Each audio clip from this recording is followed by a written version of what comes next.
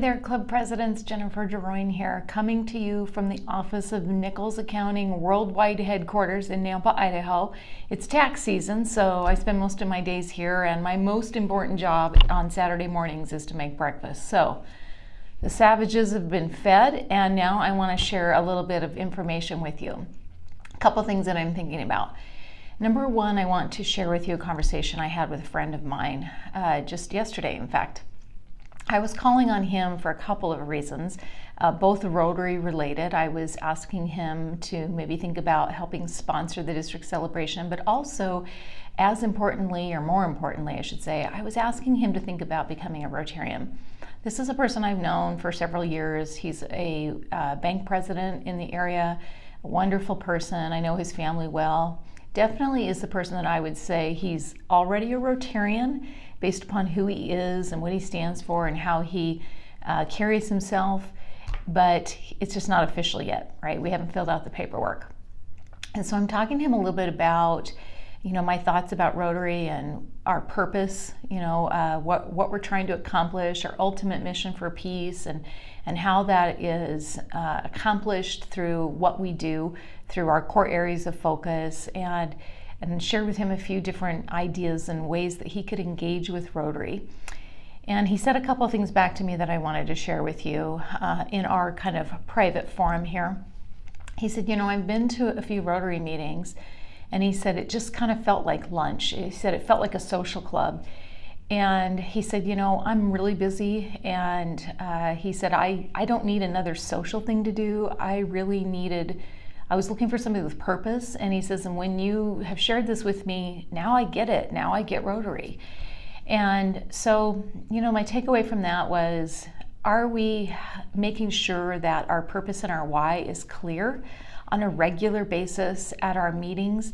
And sometimes that can be a 1-minute Rotary moment or a little information about Rotary and what we're doing.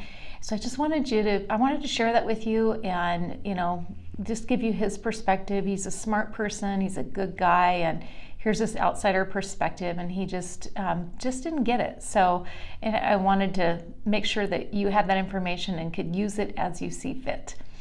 Now, here we are, it's March, and I don't know about you, but I am feeling like, whoa, where is time going? And we just have a few more months of this journey together, and of course, which will lead to what's next. But in our current roles, I certainly have been thinking about how I want to accomplish what I intended to do when I started with the time that we have left. And I've talked to a few of you, and I wanted to share an idea on membership. This is always a difficult area, right? And it's something that we have to do every day. It just never goes away, right? And so if you're feeling a little bit the crunch, I just wanted to share with you an idea. Here's what I would do if I kind of felt like I was in a little bit of a crunch and trying to hit some objectives by end of year.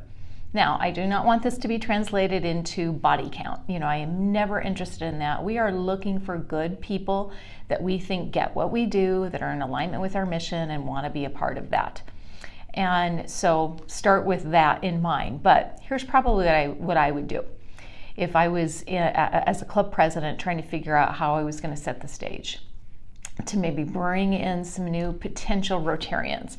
So I first would create some type of a Discover Rotary event. So whether you're doing that in more of a social atmosphere, or you're going to have this at your regular club meeting, but make it more about discovering Rotary, learning who we are, having some icebreaker, opportunity for people to interact and experience us, you set the stage, but make it maybe fun, energetic. Try to figure out how to get these new guests intermingled with our existing Rotarians.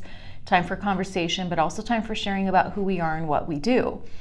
Now, asking your members to really think about what I talked about before, those people that we believe are already Rotarians by their actions. We just need to make it official. So let's think about those potential people that are a right fit for us, and let's invite them to a very planned event, okay? So number one, we're gonna have this social. The second thing I would do is I would have some type of small service project planned right around the corner. Something that's easy to do, that's not going to take an inordinate amount of time. It's not going to be hard for you to plan. It's kind of tree planting season. I know some people are doing that. So if you have something that's already going, find a way to help people plug into something right away after they've had this Discover at Rotary meeting.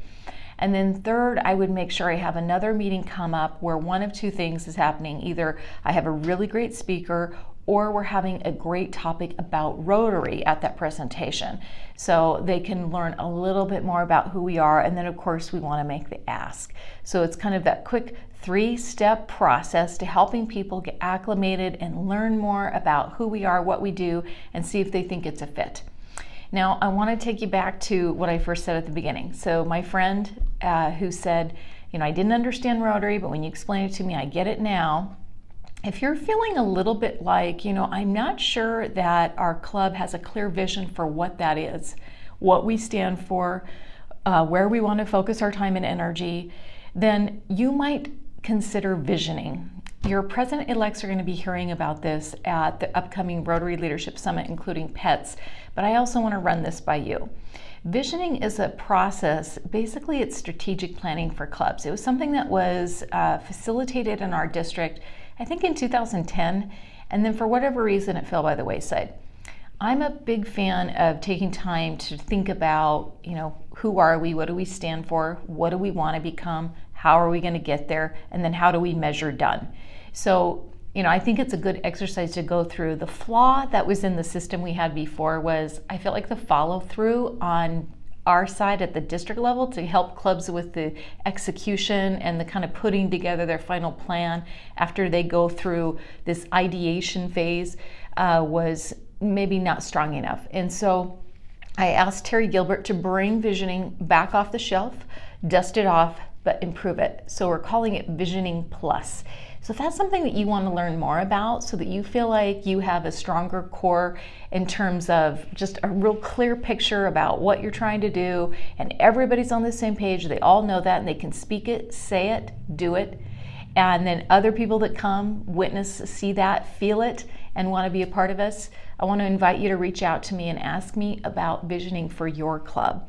I want to thank you again for everything that you are doing. I'm so excited for the upcoming district celebration. We've put a lot of time and energy into planning what will, I believe, be a spectacular event for you and your club members. I hope that you will be joining me, certainly, so I can celebrate you. Saturday evening is going to be a blast with all of our awards and some of the fun other things we're planning on doing. So I hope to see you there in May, if not before. Thanks so much, Presidents. Bye-bye.